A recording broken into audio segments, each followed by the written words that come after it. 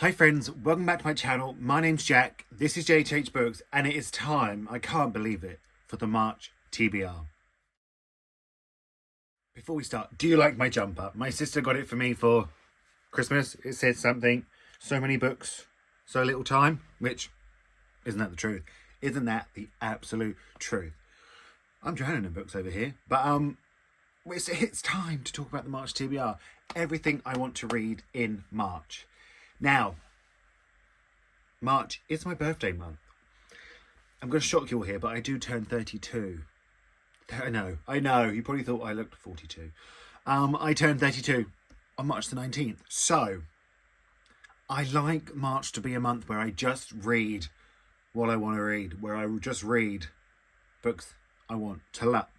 So, that's what's happening. But I will start with my non-fiction because, you know by now, if you've been around here a while, every month I read one non-fiction. And this month I'm reading Soft Lad by Nick Grimshaw. Now, Nick Grimshaw is a radio DJ presenter here in the UK, and he also presents a podcast I really love called Dish with Angela Hartnett. And it's where they have celebrities on and they talk about the dishes they're eating and food and everything like that. I really love the podcast, and I've become quite enamoured with old Nicky here. Or Grimy, I believe people call him. I don't know if that's true. But let's find a signed as well. Signed. So, Grimy, he even signed it Grimy. I was right. But let's see what it's about, shall we? My publisher told me this bit of the book cover is referred to as the front flap. They said it must tell you what the book is about in an enticing and succinct way, so that when people, aka you, pick it up, they will fall so madly in love with it that they simply can't leave the shop without it. Seeing as I managed to write the whole book, I thought I should have a go at writing the front flap text too, so here goes. Soft Lad is not my autobiography. It's not a spicy tell-all on the perils of being mildly famous and the thrill of making absolute breeze on the radio for 14 years. It is a collection of stories. Stories on life, loves, death, fears, obsession, nights out, growing up and making dreams come true. And the best thing is, spoiler alert, they're all stories about me in one way or another. So yeah, I'm just, like I said, I'm a bit enamoured with him. I'm very excited to read this. Well, I will say, look how it's come from Waterstones. It's all gross. But the front's fine, the front cover's fine, I can deal with it. And then we have Oisin McKenna. Now, this was kindly gifted to me by Fourth Estate at the Fourth Estate live event. It comes out May 9th. And I'm just, when he was talking about it at the event, it just sounded like something I will absolutely love. So I decided to read it in March because that is the vibe. That's the only vibe I've got forever now, okay? No, it's not true. I'm willing to read things I might not like. Let's find out what it's about. London 2019. It's the hottest June on record, and the weekend is about to begin. Maggie is 30, pregnant and broke. Faced with the future in the hometown she once fought to escape, she's beginning to wonder if having a baby will be the last spontaneous act of her life. Ed, a bike courier, can't wait to settle down with Maggie, but she doesn't know that he has a secret history with Maggie's best friend Phil. Phil hates his office job and is living for the weekend, whilst falling for his housemate Keith. But there's a problem. Keith already has a boyfriend, and they're about to be evicted from their warehouse commune anyway. And then there's Rosaline, Phil's mother. She's just been diagnosed with cancer and is travelling to London to tell Phil, if she can ever get a hold of him. As Saturday night approaches, each of their lives looks set to change forever. Taking place over 2 blisteringly hot days in the feverish capital, this is an addictive drama, painfully relatable to anyone living for the evenings and weekends. And I do know there's something about a whale that washes up on the Thames. The author said that. So I just feel like it's going to be one of those books that really works really well as a book. I think it's going to be a bit magical, like, not magical in the story, but magical for me. And so, yeah, please be good. And then we have, and it was actually sent to me all the way from America, we have Armistead Maupin's Mona of the Manor. Now, this is the next in the series of the Tales of the Cities novels, but you don't have to have read the other 10 to read this. You can just read this on its own because I have not read the other 10. And they very kindly sent it to me, and I'm very appreciative because I live in the UK and they send that a long way.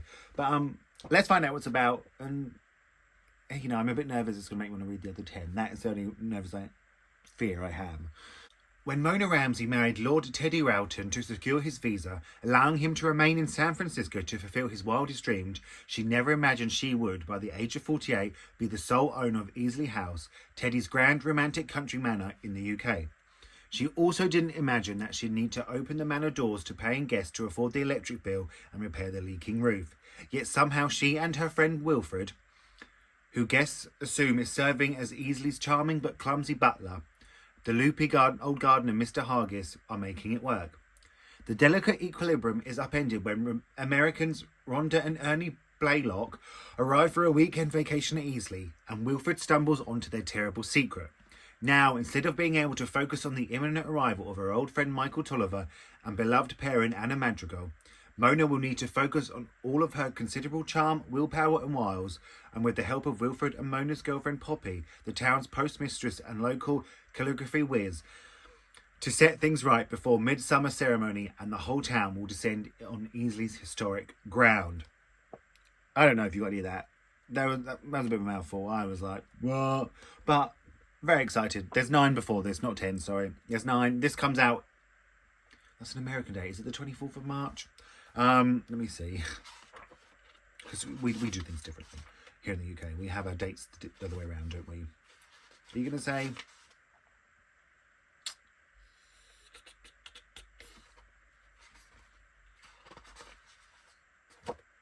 Now, I'm assuming this means the 24th of March. Let's just go for it. Because there's not a 24th month in the year, is there? No, there's only 12. My goodness, Jack. So, yeah, this is out. And then I'm going to read it. Now, we have another book that was actually sent to me from America. I know, I've been very lucky, very blessed, because it's very generous of people. But it is Providence by Craig Wilsey. Now, this appeared on my most anticipated books for 2024. And when they offered it to me, I couldn't turn it down. So let's find out what it's about. Stuck in the middle of Ohio, Mark Lawson is smart enough to get a job at elite Sawyer College, but not smart enough to know better when he meets enigmatic sophomore Tyler Cunningham. In Tyler, Mark sees another way of being in the world. He finds Tyler's self-possession both compelling and unsettling. Caught in the rush of sex and secrets, Mark ignores the increasing evidence that Tyler can't be trusted and finds himself lured deeper and deeper into Tyler's web of chaos and deceit. By the time Mark comes to his senses, the irreparable damage is done. Intense, propulsive, and compulsively readable, Providence shows how feeling trapped in our own lives can lead us to make choices that we otherwise would not, and find ways in which sexual desire can distort our senses of self and other, right and wrong. I do think this sounds really brilliant. I know it's a strange power dynamic, sort of teacher and student, but it could be explored, and you know, if it's just explored really well, we can do it. And it doesn't say that he's his teacher. We'll wait and see, because I'm very eager to read this one. And it was kindly sent to me by Union Square and Co, and it comes out in April.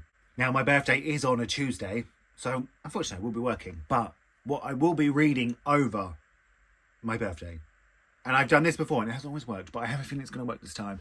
We have Cinema Love by Jaming Tang.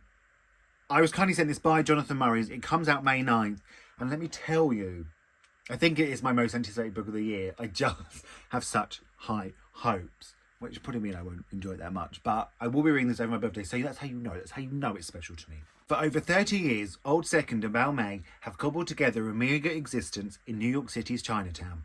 But unlike other couples, these two share an unusual past. In rural Fuzhou, before they immigrated, they frequented the Workers' Cinema, a theatre where gay men cruised for love. While classic war films played, Old Second and his fellow countrymen found intimacy in the privacy of the Workers' Cinema screening rooms. Elsewhere, in the box office, Balmain sold movie tickets to closeted men, guarding their secrets and finding our own happiness with the projectionist. Own happiness? I got a bit cockney there, sorry about that. Own happiness? Oh. But when secrets are unveiled, they set in motion a series of haunting events that propel Old Second and Balmain towards an uncertain future in America. I just think it's going to be brilliant. I think it's going to be brilliant. I'm ready for it to be 5 stars. One of my favourites of the year. Read it on my birthday. Boom, boom, boom. But now, like I said, the time has come. The bit you all wait for, the bit you all really only want. It's time.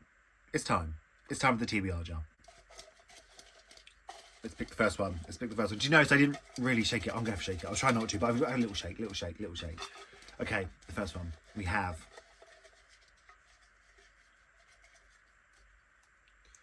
I'll let you look first. Even though I have noticed I don't really do that very well and don't really leave it long enough, but... It's upside down. I can see that, but I don't know what it says. What does it say? The God of Small Things by well, not by Lindsay B. Lindsay B very kindly put it in here. I'm sure you wish you hadn't wrote it though, Lindsay B, don't you? But that's on 20 for 24 as well. 24 for 24. Buzzing. And then we have. Oh, I shook it again. God, me and my shakes. I can't stop. I've got so many in my hand. But this one won.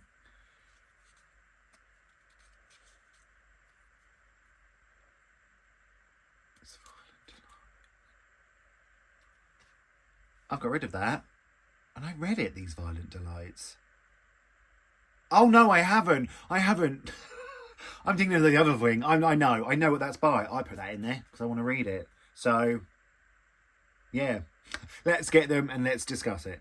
So first up that came out in the jar, we have The God of Small Things. It was very kindly put in there by Lindsay B.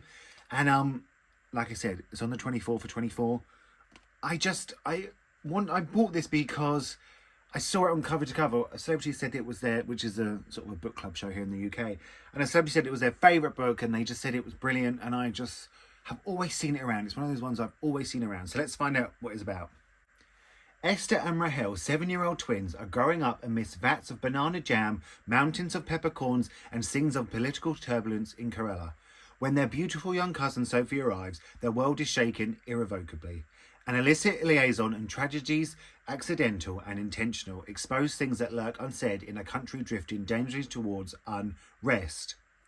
Now, I've never read the back, and that isn't what I thought it was going to be like.